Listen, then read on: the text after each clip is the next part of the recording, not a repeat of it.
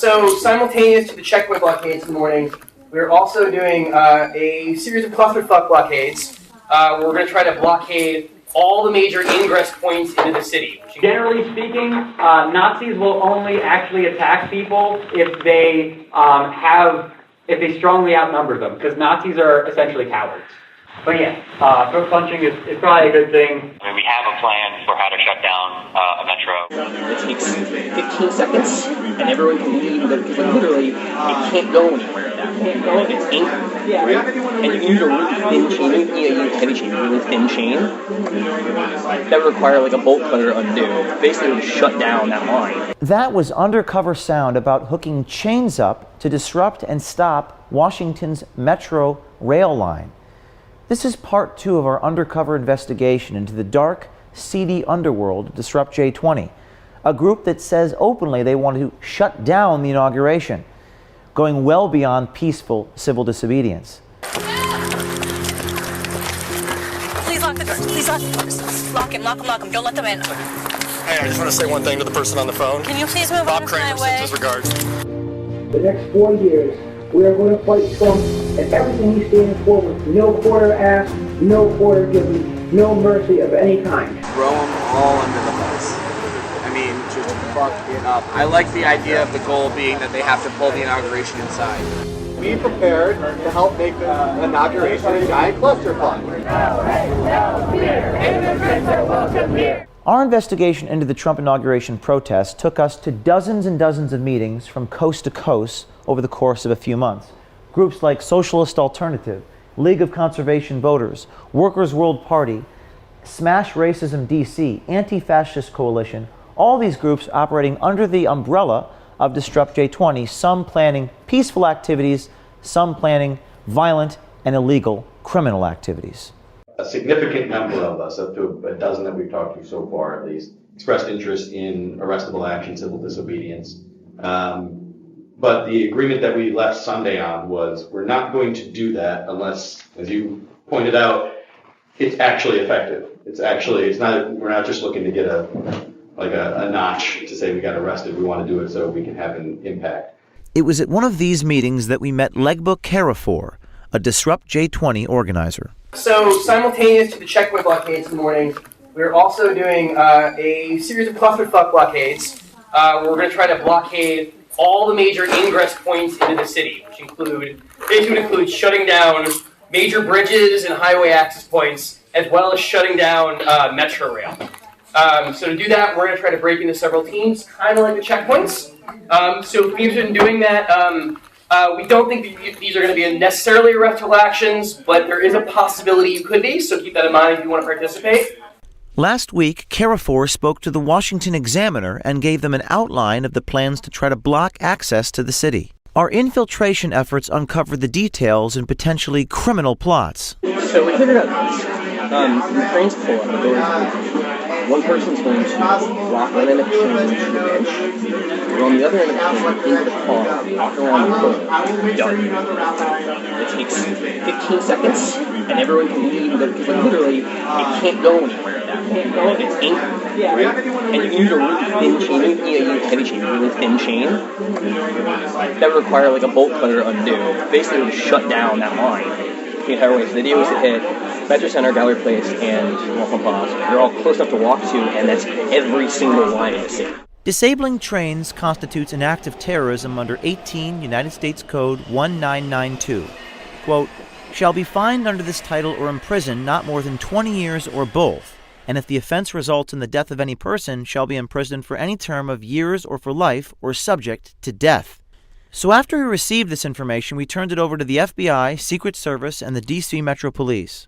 And we were able to find evidence that these individuals were hoping to shut down all Metro train transit around the Washington, D.C. area around inauguration. These details weren't mentioned by Karafor to the Examiner, and our journalist discovered other details that he neglected to make public. So on the direct action, we had talked about sort of a rotating blockade. The goal is to delay, disrupt, shut down a checkpoint. We have been assigned a checkpoint as a group. Our checkpoint is at 1st and D. So everybody know where that is? Here it sounds like they are encouraging the demonstrators to pay homeless people to help stop traffic. So we want to encourage you all to give to the poor and the homeless. Go right down to 2nd and D. Help us to block the vehicle traffic and the pedestrian traffic going to the inauguration.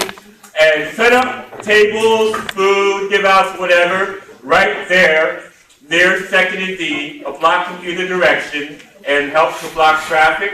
Our journalist also infiltrated several groups operating under the main umbrella of Disrupt J20, like the Industrial Workers of the World, a quasi-socialist group, the Metropolitan Anarchist Coordinating Council, and Refuse Fascism. Our goal is to continue to help shut down the city and make inauguration a giant clusterfuck that day. So be prepared to help make the inauguration a giant clusterfuck. So we're not going to publicly announce the route, but we are planning a route that will help us jam up the works of the city. Lots of marching against traffic on one-way streets, stuff like that. Are you with Matt? I guess, yeah. I mean, I've been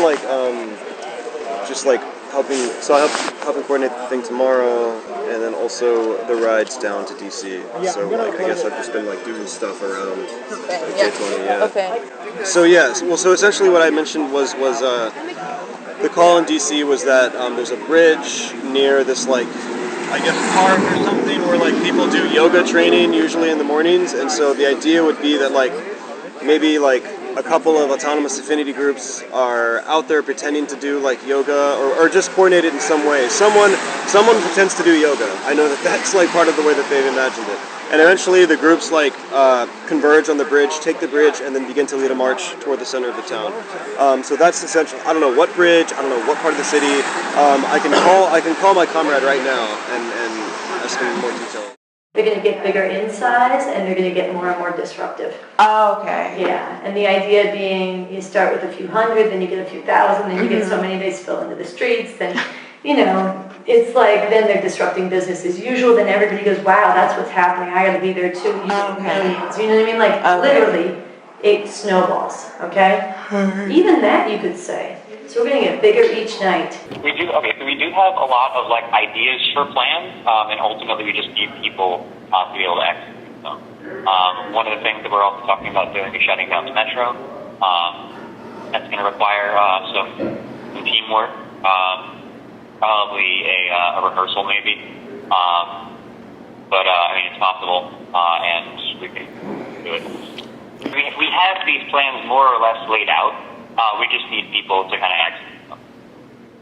We have a plan for how to shut down a metro. We have a plan for how to barricade a bridge. We have all these plans. We just don't have the people yet. So if you're willing to be those people, we're definitely down to have you. These groups would be nothing without their volunteers. We also spoke to the professional protesters who make these plans a reality. Do you guys just do this on your own too? Yeah. Awesome. We've been traveling the country since he's been trained since the RNC, I've been traveling since the DNC. Well, I don't think I got your last name there. Oh, I'd rather not give my last name, just K. Okay. K. Okay, good. We were all at Standing Rock. The two of us were there for over 3 months. It's going to be a fucking shit show of a great time. Yeah, I'm looking forward to it. I've been looking forward to it. If this is gonna happen, then you may as well just fucking have a party. Throw them all under the bus. Just fuck it up. I like the idea of the goal being that they have to pull the inauguration inside. And it seems like these guys are just looking for a fight. When do we get to the throat punching? That's what Sure. So this is another thing is that generally speaking, Nazis will only actually attack people if they strongly outnumber them, because Nazis are essentially cowards. If it's 3 of them and a homeless guy, they're going to beat him up. If it's 1 of them and 6 other people, they're going to run the fuck away. But yeah, throat punching is probably a good thing. So in terms of more of this, generally, actually how to talk to them, say, you and a group encounter a group of Nazis, and they're, having a rally or being like very loud with their views, how should you engage them? I would say that's where you do the throat punching. I'm going to be honest. Okay. Peaceful protesting is protected under the First Amendment, but these activities seem to be anything but peaceful. After we released our first investigation, Disrupt J20 put out a press release saying that they were just playing along and counter-stinging us. But that did not appear to be true based on the mountain of emails and follow-up video that we have released. It'll be interesting to see what they say next. Although again, we advise them, don't lie to the FBI.